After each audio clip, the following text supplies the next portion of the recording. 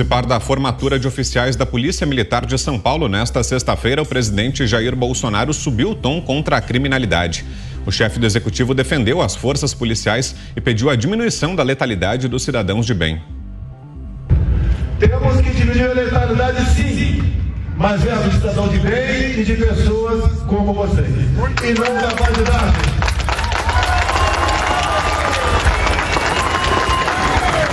Se vocês, nas ruas, portam uma arma, na cintura ou no peito, é para usá-la.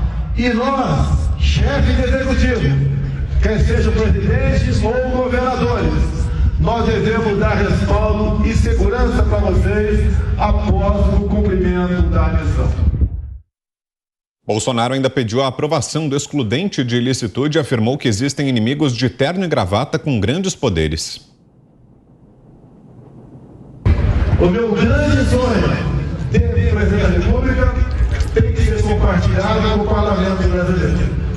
Gostaria muito de um dia aprovar o excludente de ilicitude, para que vocês, após os termos da missão, fossem para casa, se recolher no calor de seus familiares e não esperar a visita de um oficial de justiça. Dizer a vocês que, por muitas vezes, o nosso inimigo não está nas vielas, no topo de um morro, ou nas ruas perdidas por aí armados. Muitas vezes, os nossos inimigos estão dentro de um gabinete com ar-condicionado e ali, um burocrata que inferniza a vida de vocês após o cumprimento de uma missão. Por fim, o presidente pediu que a liberdade e a Constituição sejam defendidas por todos. O grande inimigo nosso eram aqueles que queriam roubar, não o nosso patrimônio, mas roubar a nossa liberdade. Hoje não é diferente. Nós, pessoas de bem, civis e militares, precisamos de todos para garantir a nossa liberdade. Porque os marginais do passado hoje usam de outras armas, também em gabinetes com ar-condicionado, visando roubar a nossa liberdade. E começam roubando a nossa liberdade de expressão. Começam fustigando as pessoas de bem, fazendo com que elas desistam do seu propósito. Nós, Forças Armadas, nós, Forças Auxiliares, não deixaremos que isso aconteça. Nós defendemos a nossa Constituição, a nossa democracia e a nossa liberdade. Em sua chegada para o evento, Jair Bolsonaro foi aplaudido pelos familiares dos novos oficiais da PM.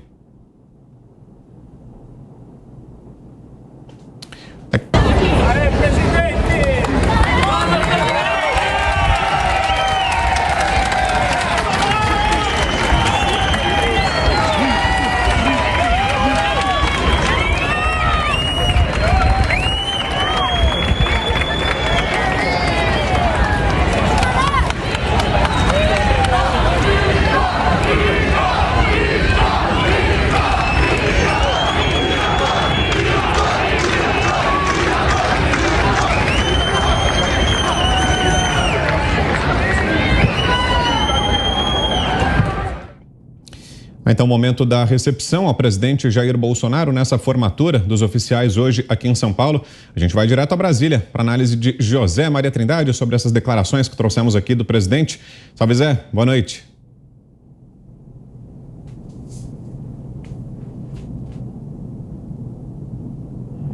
Exatamente, o Espadim. Vitor, é um momento muito importante na vida de um policial, né? Quando ele recebe o Espadim, ou seja, a sua formatura. Ele se lembra disso para o resto da vida. O presidente Jair Bolsonaro sempre participou dessas solenidades e isso é muito importante, né? Em primeiro lugar, muito boa noite, meu caro Vitor. Boa noite ao grande Augusto Nunes, meu compadre, que está de férias e nos ouvindo por aí. E boa noite, Fiuza, muito boa noite, Ana. E boa noite, Constantino.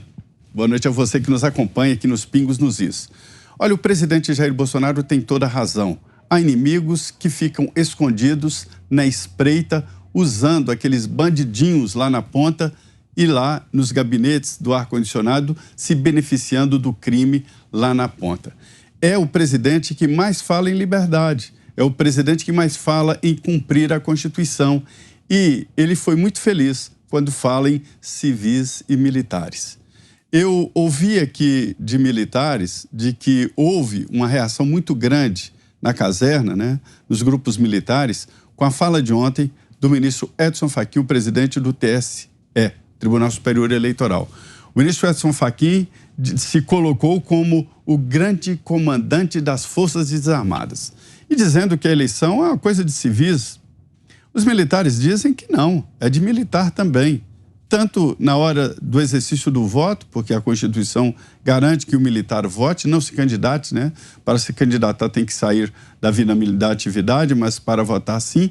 Mas também como Forças Armadas, dando apoio, transportando urnas, dando segurança, ou seja, sem o apoio dos militares, dificilmente as eleições aconteceriam em todos os rincões desse país. Então, o presidente tem razão quando ele diz que é, sim, um assunto de civis e militares. E a liberdade tem que ser garantida, sim, garantida em todos os sentidos. O ministro Anderson Torres, da Justiça e Segurança Pública, que eu gosto de falar Ministério da Segurança Pública e Justiça, houve uma inversão de importância desse ministério, né? Ele mesmo falou no Congresso Nacional nesta semana de que o crime organizado está de tal forma incrustado na sociedade e no poder que é preciso encarar de frente os poderosos que estão ligados de forma sorrateira ao resultado do crime organizado. E aí vem o presidente da República e toca num assunto importantíssimo, é a segurança jurídica dos policiais. Hoje, ser policial, além do perigo real de enfrentar armas e às vezes até armas mais poderosas do que detém os policiais, é a insegurança jurídica. Um policial, hoje ele pensa 2 vezes antes de reagir a um ataque de um bandido, porque se ele atirar, ele pode ir para a cadeia. Se ele não atirar, pode ir para o cemitério. Me mandaram aqui um vídeo que aconteceu em Minas Gerais, tempos atrás, exatamente disso. Um policial se deparou com os bandidos e ele pensou 2 vezes e não pode pensar. É 1 segundo. Pensou e foi metralhado pelos bandidos. E os policiais de Minas dizendo o seguinte, que se não houvesse esse vacilo, ele abateria os bandidos e estaria vivo. Iria responder ao processo. A história é tão desequilibrada que o policial tem que pagar o advogado. Eu conheço casos de policiais aqui que venderam a casa para pagar os caros advogados porque eles mataram chefes de facção criminosa, que eu não vou citar o nome, né? Então o presidente toca num ponto importantíssimo que é exatamente o excludente de ilicitude. O projeto que foi enviado ao Congresso Nacional de Segurança Pública tinha o excludente de ilicitude e de uma forma muito mais ampla, porque ela valia também para civis. É o caso de violenta emoção, o caso de medo, né, que muda o comportamento, o medo ou mesmo angústia ali do momento da reação. Então, o presidente tem prestigiado essas organizações militares, e isso é importante, fala de liberdade e principalmente da dificuldade do dia a dia do policial. Repito, além do perigo constante de armas, o policial hoje enfrenta um perigo muito grande, que é o tal perigo jurídico. E você, o que nos diz, Guilherme Fiuza? Boa noite, Fiuza. Boa noite, um abraço ao mestre, boa noite a todos. Nós sabemos, e não é segredo nenhum, e todos sabem, não só os que nos acompanham aqui, que há hoje muitos inimigos da liberdade dentro de gabinetes sem janela. Então nós temos inimigos da liberdade, por exemplo, no Senado, inimigos da liberdade como o presidente do Senado, Rodrigo Pacheco, que joga farpas, né, joga um veneno contra pessoas que se manifestam por liberdade nas ruas, como foi no 1º de maio, como foi no 7 de setembro, no ano passado, e como tem sido e continuará sendo com uma população esclarecida. Esses inimigos da liberdade em gabinete, eles não gostam disso. No Supremo Tribunal Federal, a mesma coisa. Inimigos da liberdade que querem e fazem, né, e executam ações de cerceamento de direito à expressão em redes sociais e que também costumam tratar participantes de manifestações de rua como aqueles articuladores de atos antidemocráticos nessas retóricas feitas em gabinete, volto a repetir, gabinete sem janela, bem fechado, com ar-condicionado. Não sei se é isso que o presidente Bolsonaro está se referindo, mas é possivelmente porque todos já entenderam. E outros gabinetes também, governadores, né? Nós temos uma safra e farta de ocupantes de gabinetes que não gostam de liberdade, governadores que cercearam liberdade, principalmente liberdade de trabalhar, liberdade de circular, de ir e vir, liberdade sobre a sua própria saúde, né? Sempre baseados aí em falsa ciência. Então é isso, nós temos de fato uma epidemia de inimigos da liberdade fechados em gabinetes, em bolhas, né? E achando que estão imunes à realidade. Acho que sobre o aspecto policial nós sabemos, o presidente estava em São Paulo, nós sabemos de uma ação muito negativa vinda do Supremo em relação à polícia do Rio de Janeiro, impedindo as operações, condicionando operações da polícia em áreas que são ocupadas pelo crime organizado, impedindo a ação normal da polícia nessas áreas e dependendo de autorização do Supremo, o que é evidentemente uma demagogia, né, uma ação contra aqueles que defendem os mais vulneráveis. Queremos ouvi-la também, Ana Paula Henkel. Boa tarde, Ana. Boa noite, Vitor. Boa noite, Zé, Fiuza, querido Rodrigo Constantino. Um abraço ao nosso querido mestre Augusto Nunes de férias e boa noite à nossa audiência maravilhosa.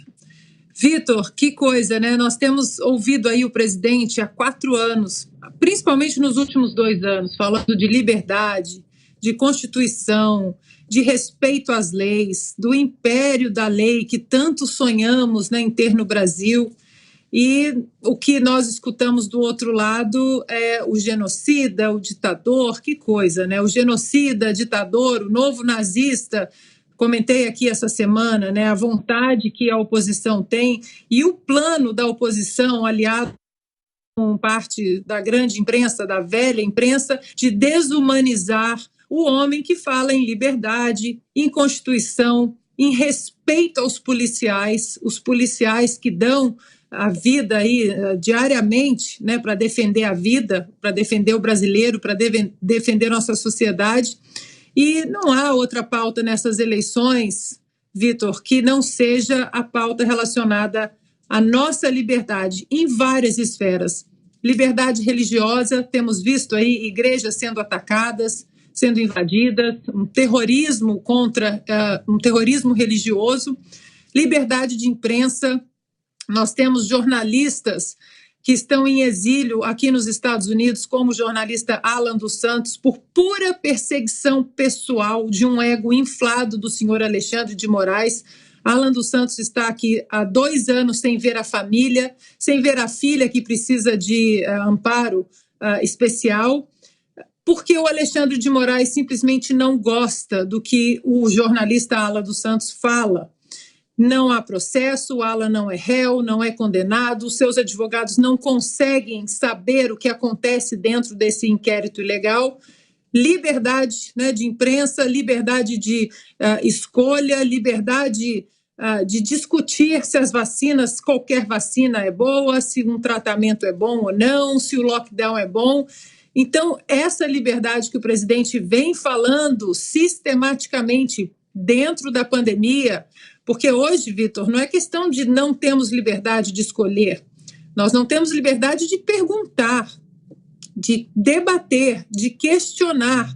Nós não temos liberdade agora, atualmente, de questionar sobre as urnas eletrônicas, as sacrossantas urnas eletrônicas. É proibido perguntar sobre as urnas porque o ministro Fachin, ele disse, acompanha e confia de boa fé. E nós temos que calar a boca e aceitar isso, vindo de um ministro que foi garoto propaganda da Dilma, que foi garoto propaganda do PT, que faz parte de um tribunal hoje, que é um dos principais partidos de oposição ao Brasil, não ao presidente, ao Brasil.